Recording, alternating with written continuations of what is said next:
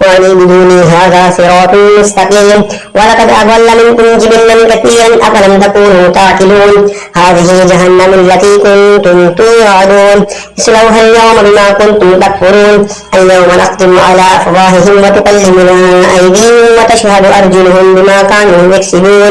ولو نشاء لطمسنا على أعينهم فاستبقوا الصراط فأنى يبصرون ولو نشاء لمسخناهم على مكانتهم فما استطاعوا مضيا ولا يرجعون ومن نعمره نكسه في الخلق أفلا يعقلون وما علمناه الشعر وما ينبغي له إن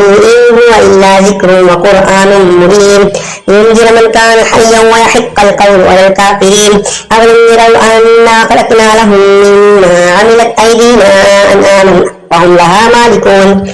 وذللناها لهم فمنها ركوبهم ومنها يأكلون ولهم فيها منافع ومشارب أفلا يشكرون واتخذوا من دون الله آلهة لعلهم ينصرون لا يستطيعون نصرهم وهم لهم جند محضرون فلا يحزنك قولهم إنا نعلم ما يسرون وما يعلنون أولم يرى الإنسان أنا خلقناه من نطفة فإذا هو خصيم مبين وضرب لنا مثلا ونسي خلقه قال من يحيي العظام وهي رميم قل يحييها الذي أنشأها أول مرة وهو بكل خلق عليم